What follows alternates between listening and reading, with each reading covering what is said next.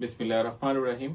College road ক্রীড়া সংঘ কর্তৃক আয়োজিত মরহুম আরাফাত রহমান কোকো স্মৃতি ক্রিকেট টুর্নামেন্ট 2025 উদ্বোধনী অনুষ্ঠানের সম্মানিত সভাপতি, বিজ্ঞ সঞ্চালক এবং আজকের অনুষ্ঠানের সম্মানিত প্রধান অতিথি, বাংলাদেশ জাতীয়তাবাদী দল বিএনপির যুগ্ম মহাসচিব এবং লক্ষ্মীপুর জেলা বিএনপির সম্মানিত আহ্বায়ক, লক্ষ্মীপুর গণমানুষের নেতা, আমাদের সকলের অত্যন্ত প্রিয় শ্রদ্ধেয় জনাব শহীদুদ্দিন চৌধুরী ভাই, বিশেষ অতিথিবৃন্দ এবং আমন্ত্রিত লক্ষ্মীপুর জেলা বিএনপি এবং তার সহযোগী অঙ্গ সংগঠনের নেতৃবৃন্দ, ক্রীড়াপ্রেমী ভাই ও বোনেরা, আসসালামু আলাইকুম। আজ আমরা যে টুর্নামেন্টটি আয়োজন করতে যাচ্ছি সেটা আরাফাত রহমান কোকো ভাইয়ের প্রতি শ্রদ্ধা নিবেদনের একটি ক্ষুদ্র প্রয়াস মাত্র।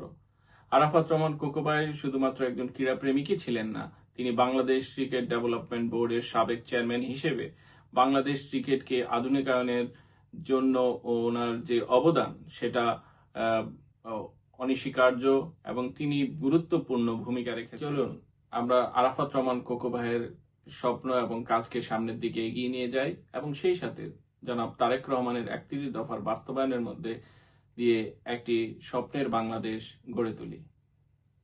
ধন্যবাদ। বাংলাদেশ জিন্দাবাদ।